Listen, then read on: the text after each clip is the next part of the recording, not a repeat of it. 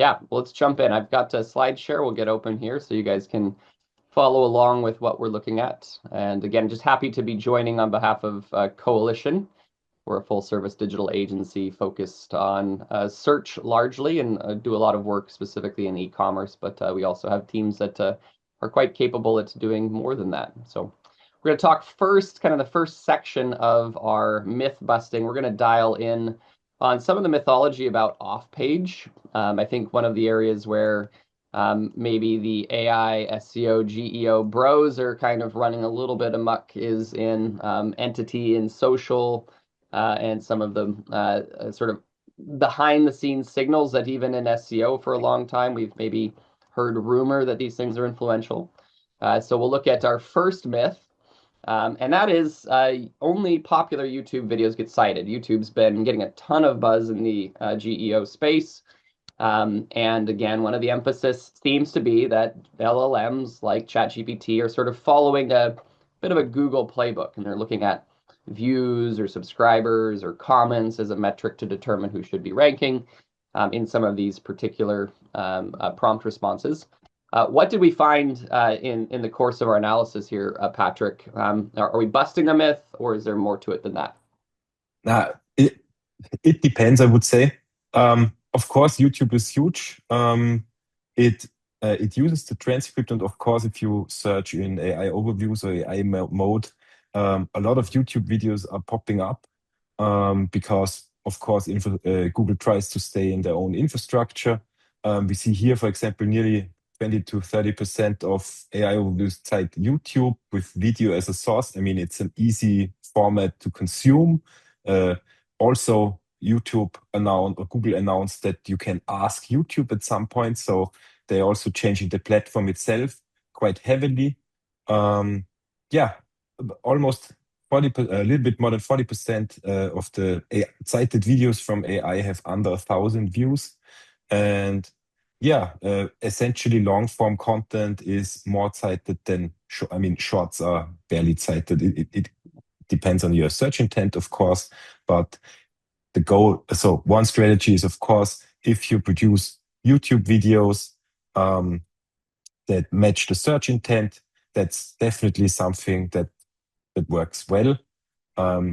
We also see a trend, I can add to that, we also see a trend that there are now even dedicated reviews channel that are completely AI generated, but they get cited a lot, but those channels haven't even tested the product in real, so it just takes it.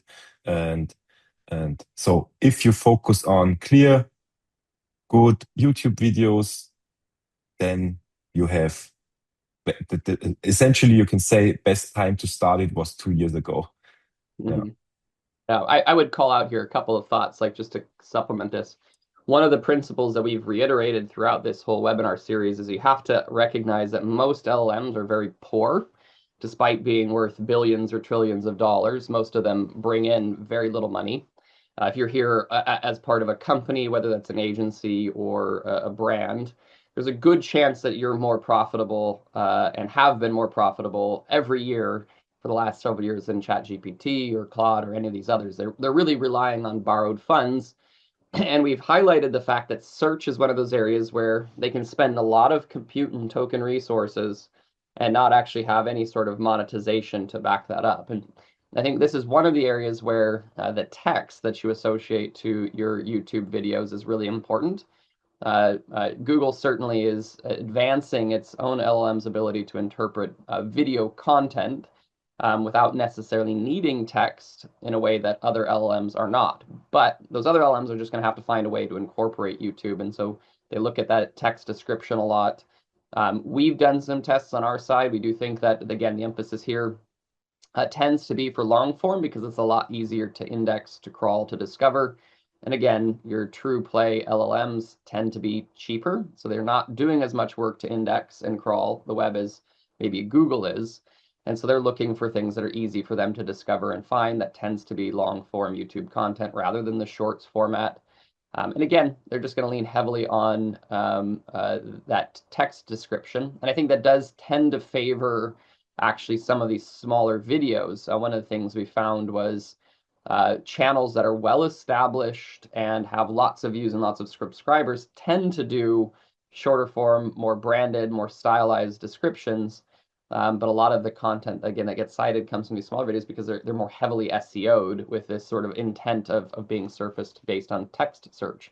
So that's sort of been our findings for it. So YouTube definitely is strong. I think just sort of looking at long-term strategy, I think YouTube will continue to have a pretty big play, partially because people do trust video more than straight text today, and people desire video more than straight text today.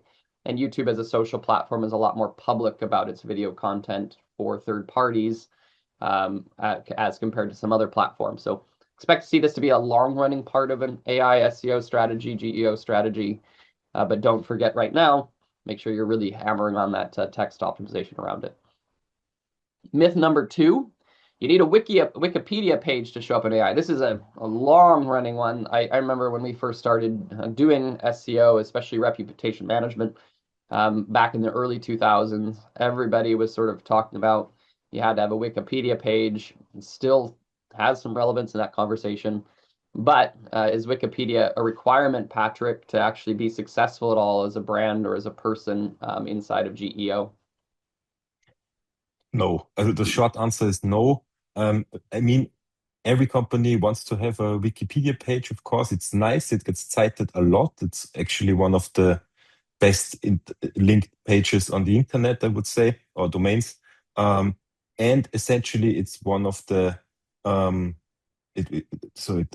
LLMs get trained on it. For example, we also have seen that almost 80% of the I recommended tools had a Wikipedia page, but this doesn't mean that you're out of the conversation if you don't have a Wikipedia page. We as Rankscale, for example, we do not have a Wikipedia page, and it's actually pretty hard to get one. So you really need public articles speaking about your brand and not paid editorials. So it's really hard to get things into Wikipedia and keep it there because, of course, you can try to write the Wikipedia article and then it gets moderated half an hour later and it's deleted. So you took all the effort and it was for nothing. But one interesting finding is that those pages, even if they're deleted, they get indexed so fast that they get even cited by ChatGPT 2 or 3 months after they have been deleted. So there we see how strong this could work if you have a legitimate Wikipedia page, for example. So Wikipedia is not a deal breaker. Start with everything around. And if you're ready with your brand to actually be worth for a Wikipedia page, then you can go for it. And actually, there's specialized services. Also, SEO agencies do that for you to actually check and analyze if this is worth it. Yeah. Jordan, Yep. you can see, of course, add something to that. Yeah. No, we do Wikipedia work for some of our clients, and we try and abide by Wikipedia's editorial guidelines before someone runs off and tries to report me for something. We really do aim to publish content that's valuable, it's encyclopedic, and it's for things that have merit. But I will say, like, one of the places where Wikipedia is very valuable from an AI standpoint is primarily in that reputation management conversation. So if you have a problematic reputation that's being talked about in a lot of third-party sites and you're struggling to sort of get that under control, chances are a Wikipedia page could be really helpful for you in an AI type of scenario. Now, the challenge that we see, and again, the wrong mindset, the place where I'd say this is clearly a myth, is that most prompt queries don't actually lead to a place where Wikipedia makes sense. If you think about a typical comparison type query, find me the best product for this. We've been doing the plus-sized wedding dress prompt. Like, that's not a place where a Wikipedia page actually makes sense in terms of the prompt and the prompt response. It doesn't make sense in a query out. It might make sense if there is a situation where a user has started with a top-level discovery prompt, has worked their way into more of an informational and kind of a solidification type prompt, like, you've given me this information, now help me flesh this out more. And now I'm into this brand shopping experience. That may be the moment when Wikipedia could be relevant, but you're all the way down the funnel before that actually happens.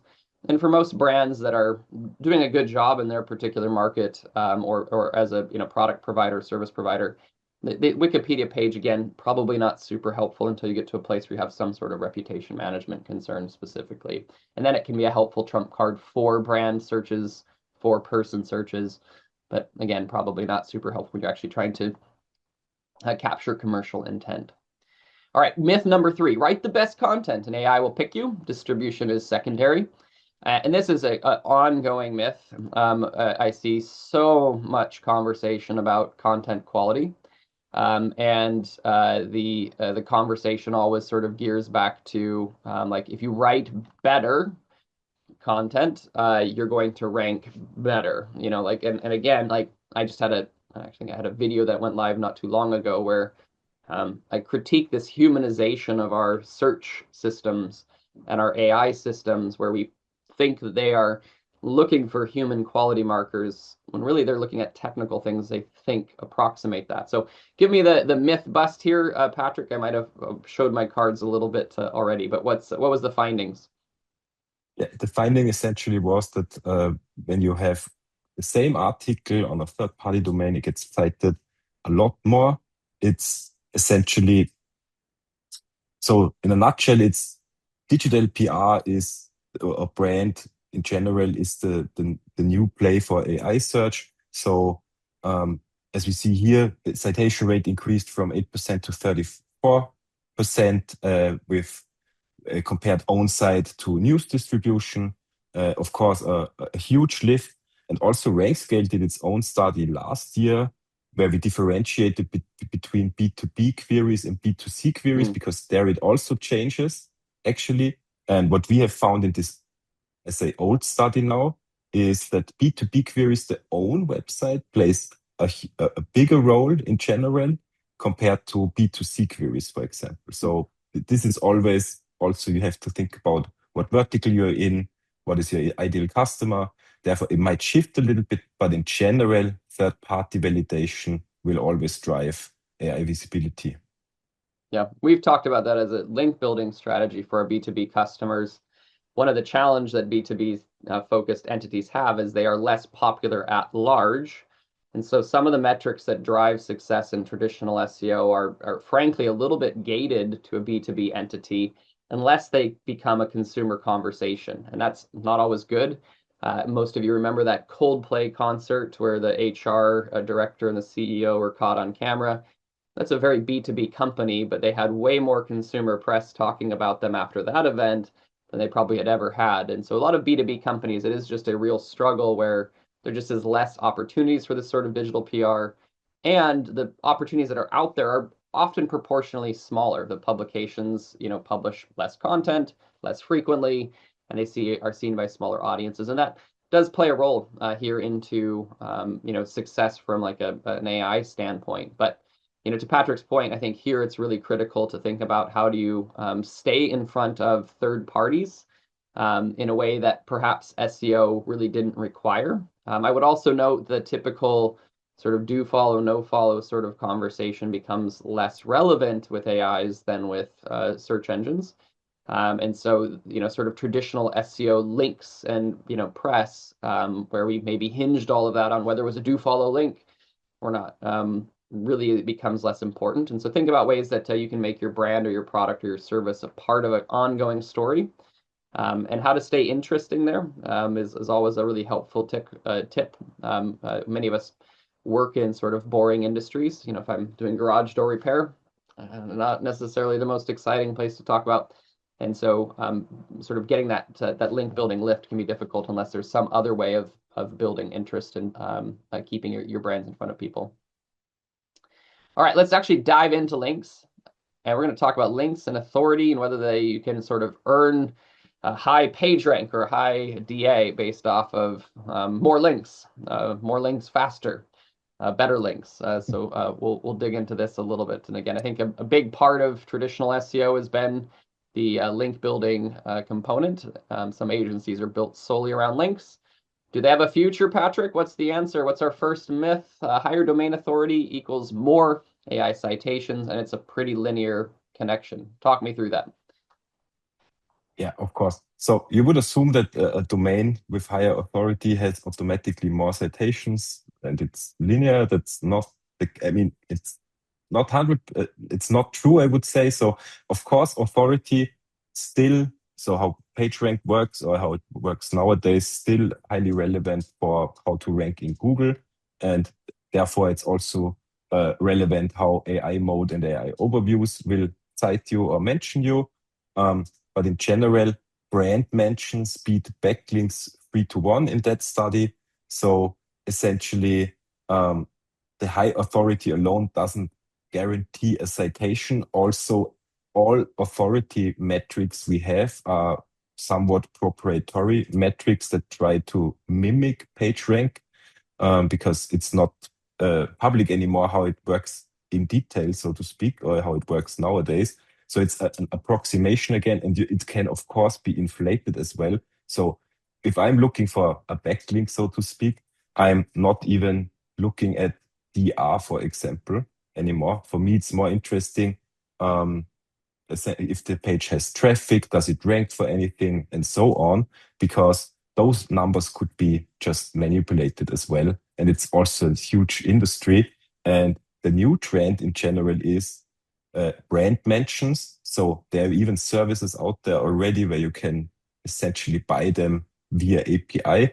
So I'm not sure how long this will go well, but right now it works. So you can, in terms of when you have enough money to buy so many brand mentions, you can essentially also turn narratives in AI search right now. There was even an experiment from a French guy that made it happen that he as a person just vanished from results because he essentially created more sources that said this person does not exist.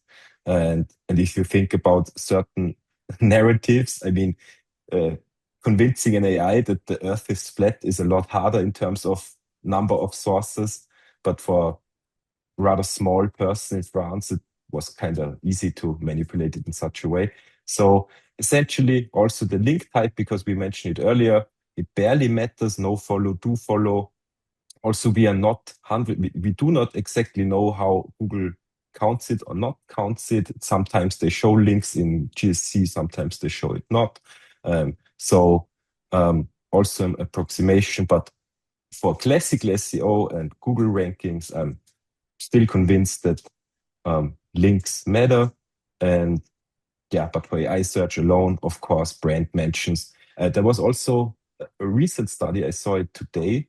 There was a company that got, and it was in Ahrefs, that had 90,000 citations in ChatGPT, but was invisible in AI mode and AI overviews. And it's kind of interesting because this page only ranked in Bing and not in Google. So this was kind of interesting finding that they had so much ChatGPT citations, but nothing in Google.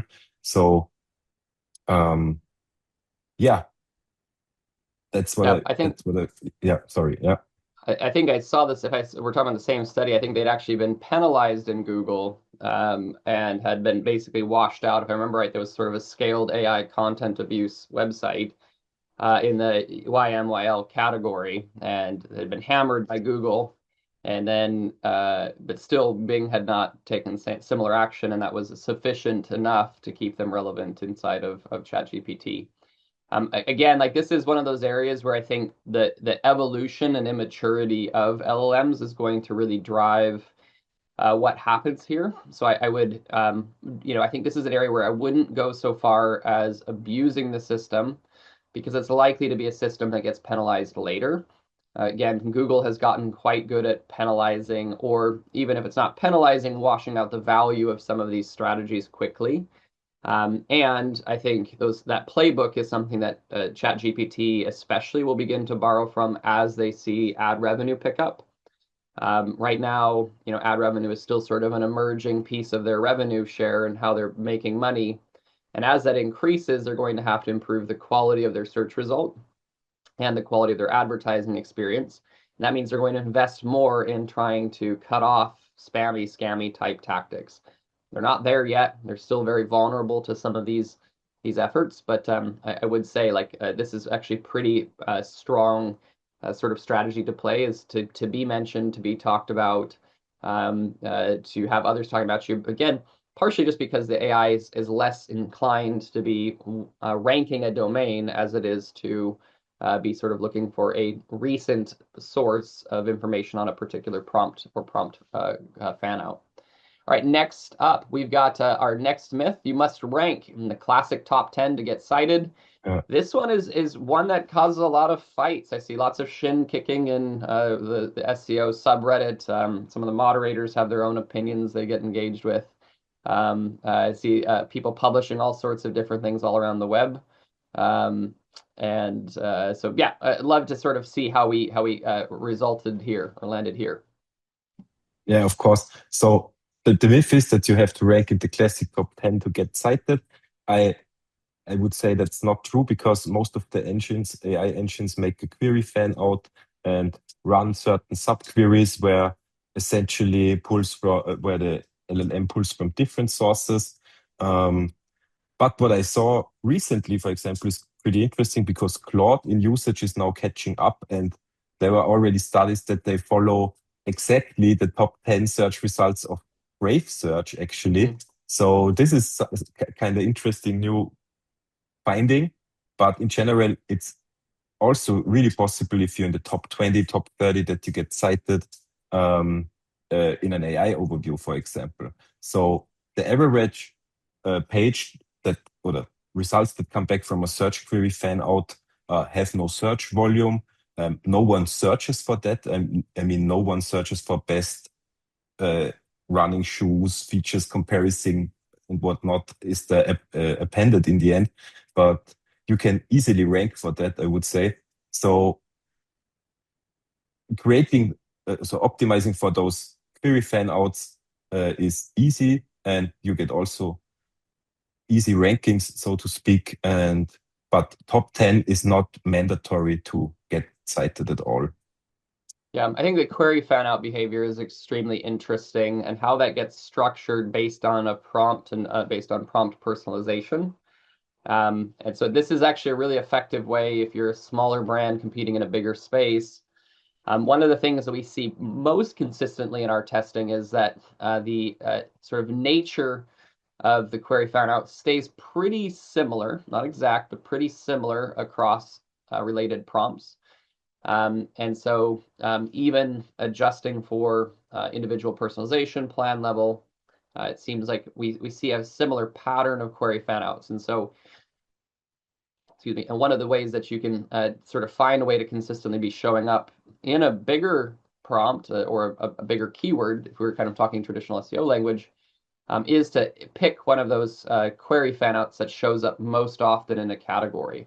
And so when you do that well, there's a good chance that your ranking begins to become a part of the story as to why you show up. And until you see ChatGPT and others actually meaningfully indexing and crawling the web themselves, that will probably be sticky. Now, one other caveat, until Google actually loses dominance or starts to lose significant market share on the LLM side, there's still a ton of value in pursuing top 10 ranking in Google in AI overviews, because it does have just a massive opportunity still. All right. Yeah. We're going to talk about Reddit, everybody's favorite social forum, one of the most abused places online, I think, right now. Some of the richest, fastest rising stars in SEO don't necessarily have a lot of history behind them, but they do moderate good communities and have been able to turn that into a commercial activity for themselves. So Reddit certainly seems like a place you have to be. You can't win in AI without Reddit. That's basically got to be determined, right, Patrick? I mean, yeah, again, it's a little bit nuanced. I mean, here the myth is busted. So essentially, Reddit is the single most cited domain in AI right now. I think we have mentioned in a past webinar already, but they have a partnership with Google, so they actually kind of used more often, because the users love human content, and Reddit is one of the last ships, I would say, where human content is in there, or mostly human content. Of course, this has shifted because all the SEOs are jumping onto the train and releasing stuff on Reddit. But essentially, Reddit is the number one, at least in USA, We have also studies in Germany from Systrix, for example, that kind of shown the opposite for German queries in the Bach region. But on a global perspective, Reddit, of course, has a huge share in sources and is, yeah, I would say a good place to position your brand in the right angle. But it's, again, even in my opinion, a longer game than YouTube, because earning trust from moderators, from even your own subreddits can be shadow banned. Actually, we tried it with Rankscale 1.5 years ago, and it was all shadow banned. Uh, it isn't indexed, and because it just gets removed, and it was just releasing a study, so nothing advertorial for our brand or something. But there are some people that have good connections or even mods on subreddits. Of course, they have it easier. But I think if you find how to say, a good brand voice that matches Reddit as a community, you can definitely conquer that. Mhm. I do think like there's strategically, I think you have to think about moderating opportunities.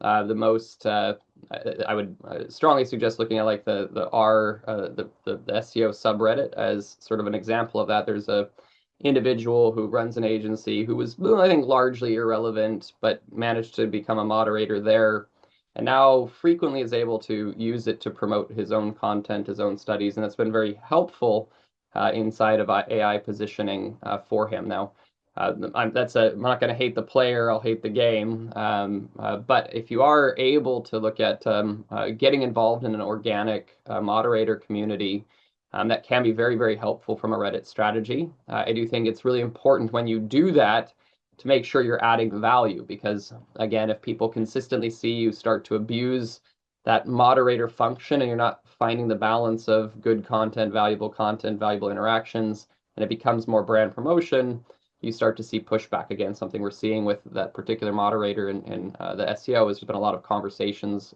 independently about him, and he's had to kind of do reputation management to try and correct. So just be kind of mindful of that if you do want to go the moderator route. It does seem to be one of the stronger opportunities. You just have to make sure you're kind of really keeping a close eye on your balance between that. And again, I would also just expect that as Reddit tries to navigate sort of its AI popularity as its own business, expect to see a lot of fluctuations. We've seen large scale content and profile bans in the last couple of weeks. We've seen Reddit go big in the index and back out of the index. I do think that it's likely going to be one where it'll have some staying power because it produces a lot of things AIs like. Just outside of being a Reddit, the content tends to be short form. It tends to be fairly direct. It tends to be updated quite frequently. It tends to have a new piece of content on almost everything, almost every day. There's just lots of things there which are beneficial to Reddit's staying power. And it has some of these, popularity type metrics that can be helpful if an LLM is able to access those. So I definitely think there's some value in sticking with Reddit. And that's actually sort of our next myth that we are, or well, I got one more myth before we get there. So if AI cites your page, it's recommending your brand. That's number 7. And we busted this one, didn't we, Patrick? Yes, of course. So essentially, the myth is if AI cites your page, it recommends your brand. That's not true. So being linked and being named are two different things, and they and it's different in general. So what we've seen in this study from Sam Rush and Lily Ray is, for example, that almost 62% of AI citations are ghost citations. So you're cited, but your brand is not named, and only 13% are cited and named, and essentially 69% of the time an AI review is cited. Of a that's the listicle essentially. When you have your self-promotion listicle, Lily Ray pointed out, for example, that your listicle will be used as a source or as a citation, but Google will skip your own brand. So they did something here. And that's what Lily Ray was mentioning. So essentially, getting citations doesn't mean you are being recommended. And of course, it depends again on the prompt and the search you're running, because there could be something generic you want to find out from an LLM. I don't know how to tie a shoe, for example, then it wouldn't recommend a brand for something. It wouldn't even do a web search most of the time because it's confident enough to answer it out of training data. But there are some use cases where a brand gets cited, for example, for after sales question. That it says, yeah, to fix your window, you have to do this and that. And it cites from a window company, but why should the brand be mentioned when it doesn't work, isn't needed for the intent, for example? Yep. Yeah, I mean, and I think this sort of fits human conversation. A lot of times when you confidently recommend something or say something, you don't cite your source for that. At some point, the source made it into your head. You grabbed onto one little fact. And we all know we have that friend who confidently states internet statistics all the time, but he never cites his sources, right? And that's sort of how AIs work. And this is also just a really critical part of evolving your SEO strategy. When you were in Google ranking for a query that a computer could pretty confidently answer, you got a click. And when you got a click, you could then work on the process of actually selling and developing some sort of connection and remarketing flow with that particular visitor. And you can monetize that more effectively. Today, with LLMs, you just don't have that shot. And so if you've had lots of clicks, lots of impressions, good rankings on top of funnel terms traditionally in your particular vertical, chances are it's going to be a lot less relevant for your ChatGPT audience. And so you want to start getting more disciplined about moving down funnel, or again, kind of targeting some of that query fan out behavior more particularly, because that's likely going to be a place where you get to be more successful. And again, like we've touched on this in a prior webinar, it's sort of the listicle type content where you're involved in comparison type shopping. Those also can be pretty strong. All right, now we're coming back to Reddit. We're going to another myth. We've got a nuanced answer here. It's if Reddit is important, I just need to mention and sell my brand in the relevant subreddits. AstroTurfing is the nickname for that. What was our finding here, Patrick? Yeah, essentially, yeah, the play would be that you just sell your brand into relevant subreddits, try to get mentions in Reddit to get cited faster. But it's a short-term game, essentially, because Reddit is against that. And if this will be flagged later, all your money is and presence on Reddit is going away. So if you focused on real community building or community presence, so there are two strategies, in my opinion. You can build your own community or you join a community as a brand. So you work, yeah, that's two different strategies. And as we see here in the studies that almost 2/3 of the Reddit removals are spam. Over 4.4 million accounts are banned in the last half year. So essentially, there is the 9-to-1 rule. So you help 9% of the times before you even start promoting anything. And yeah, that's essentially it. So build a good strategy for Reddit, and then this will work long term. It's more work, of course, but in the long term, it's the better choice, of course. Yeah. Yeah, we're really careful with how we manage subreddit activity and user accounts and some branded subs, just because Reddit. I'll maybe make a couple of quick comments. Reddit itself tends to be a little chaotic in how it handles bans and what triggers them, and then individual mods can contribute to some of these things in terms of specific subs. And many of them are using independent bots and independent tooling to help do that. And so you sort of wade into very, very different experiences just based on which subs you want to be involved in.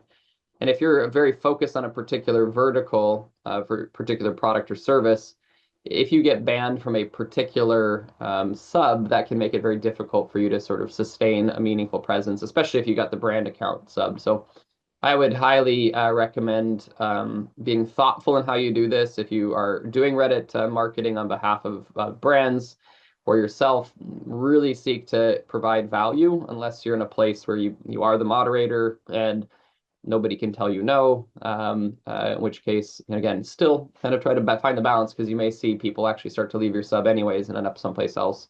because there is always another sub on a topic inside of Reddit. So, all right, last part of our webinar, or last area of myths, is sort of looking at reviews in UGC. Let's talk about G2. Let's talk about some of the other popular myths here. So this first one, more reviews and higher star ratings rank you higher in AI. Does that work, Patrick? No. This myth is busted. So essentially, the review volume and scores do not move AI or AI answers in general. So here it's tested, for example, review count versus ChatGPT rank, or the star rating versus rank from G2. So here was essentially tested with G2 and Capterra, but also for ChatGPT, this makes sense, of course. But if you're a local business, then review counts on Google definitely are important, and also recent reviews talking about your services in the reviews. So again, it's in my opinion, it depends answer, but for AI, of course, this is busted. So number of reviews are not, as more numbers in reviews doesn't mean you get cited more often, but where it helps is essentially for the sentiment. So if you are in a conversation asking for, okay, what about this brand? Do you recommend that brand for my issue I have, or what service or product I want to buy? Then they go to the review sites and check this in great detail, what the reviews say about the brand, and therefore making the conversation, the conversion in the end, that could help. But for being visible in the first step, it's not uh, not necessary, so to speak. Yeah, and again, like I think this is it just comes back to sort of the way that reviews get processed into an LLM. I think there's sort of this sense that LLMs first check popularity or significance, and that's like a gateway to accessing reviews. But we're finding in our own testing as they go and look for reviews and the presence of reviews on certain types of prompts, and that's going to be influential if there is a review. And so it's not necessarily about like how many are out there. There's not like a gatekeeping, like you just don't have enough in your industry, you don't matter. Usually it seems like it is really more about the fact that you have reviews. Those reviews are on certain sources that are trusted for that. And then you have a chance to be, have that review content included. Number 10, if you're not on G2 or Capterra, AI won't recommend you. Let's talk about that. And it sort of plays into my comment there before. Yeah, of course. So it's also, it depends. I mean, in the SaaS space, for example, everyone has the profile pages, right? We are on G2, Capterra, OMR reviews. It's just part of the game to be in all these SaaS directories. And it's also really helpful for companies discovering your brand, because with reviews, of course, you get increased visibility there. If you're a category leader, for example, you might get new business here. But in general, we see here, most of the businesses have a Capterra profile. Almost all of them have a G2 profile. And yeah, almost 80% have a Wikipedia page. So it doesn't hurt. Most of them have a free plan, get listed. You don't have to do the premium packages. But there are so many directories. But going with the big, I don't know, 4 or 5 directories for that, it's just also helping getting alignment for the AI to recommend your brand, or have more sources where they can ground answers and better represent your brand more accurate in the end. Yeah. Yep. Yeah, I think that sort of reinforces a lot. And you will see, like, people are going to leave the reviews for you.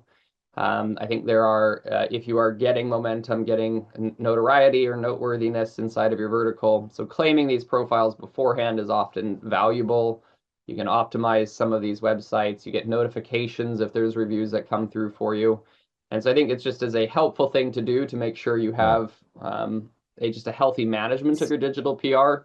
And then again, at some point, there is going to be a likelihood that as your brand gets pulled into these query fan outs, because that happens each step of the funnel, there's a good likelihood that a review, even if it's the only review, is likely to be commented on. And if you have a source that is preferred by AI that's accessible for review content, it's likely to show up. So again, super Yeah. cheap insurance, easy for you. And it's just, again, like even in traditional search, these are likely to show up when people search for your brand.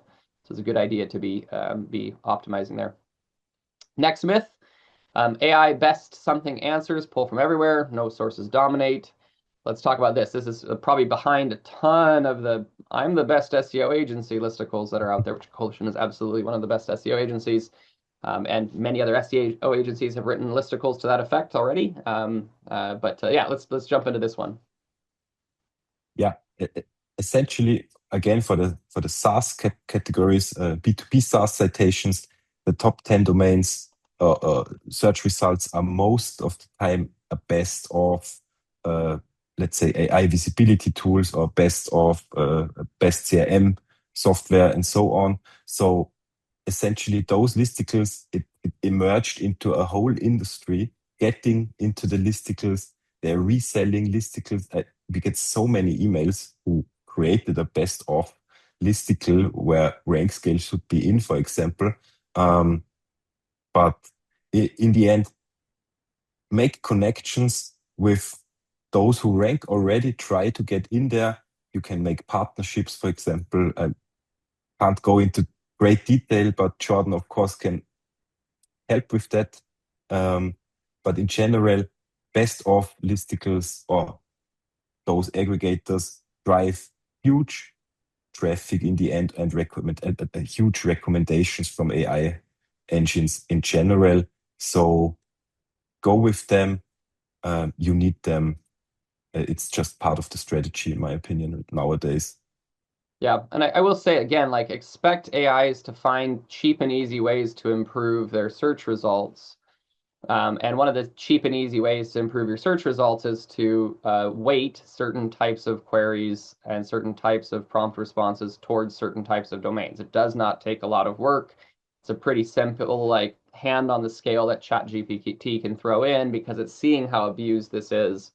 So yes, potentially you can get some traction with this today, but sustaining that traction is very difficult because, again, I think in our last webinar we talked about content that was published in the last 13 weeks is most relevant inside of ChatGPT, I think was our finding. And so every 3 months, do you want to have to be rewriting your new best of listicle content that names 9 of your competitors on your own corporate blog? And you hope that your audience doesn't see it. And like I'm looking forward to the day when I'm doing a proposal response, and my competitor, I can say like, hey, look, they posted us as one of the 10 best SEO companies in their own listicle. You know, we didn't say the same about them. Those sorts of things. So I would say like this is really good, and it's like a key part of your digital strategy for SEO, for AI SEO, is to make sure you understand who these top review sites are. They're going to show up not only for comparisons inside of your own vertical, they'll also show up for your own brand name consistently. And so you kind of get a 1-2 punch and you win on both fronts if you kind of dial in this strategy. And it's also likely to be a little more sustainable. You're likely to show up more frequently in the long run when you have organic strength in one of these sites that is themselves marketing their own organic strength in this particular type of terminology. All right, let's do a recap, Patrick, and then we'll look for any questions. If anybody has a question or comment that they want to throw in, maybe specific to your category, let me know. But let's go through and run through them. We had, I think, out of all of our myths, 11 of them total. I think we ended up with 7 that got busted and 4 that did not. Any particular ones that you would really call out that are valuable to Rankscale you see you're having some success with, or you see some of the brands that are working with you having some success with, that you would say, like, after our call today, we hang up, you're going to go out and you should do this thing right away? Yeah. So as you also have already mentioned, I think depending on your vertical of the best of listicles is part of the strategy. I would do that and search for them. You can use a search operator, for example, to find them and start really getting as many sources that mention you as a best in category type of article, so to speak. That's what I would do. Of course, I would also structure the website correctly from the beginning. So it's still, in my opinion, SEO, the basis you need to do. You need to talk about certain things on your website to be considered an expert or something that is rank worthy, so to speak. So just get the basics right. That's more important than ever. Of course, there are some hacks, and we busted some of them today, but getting into the directories, listicle, make your website right, and also get links. Start with YouTube. I mean, there's a lot to do, I know, but if you do a little bit every day, it it will work out in the long run and will help you. Yep. Awesome. I think for me, again, like I would say, plan for evolutions in AI search. Look for the things that have really proven themselves in traditional search and here. They're going to be your safe bets. They're going to be the safe investment. Unless you've got a massive budget and you can experiment all over the place, I would say if most of us, we wear 10 hats for the brands that we market. And so you have to be efficient. So the things that have proven themselves to be successful over time are likely to continue to have value.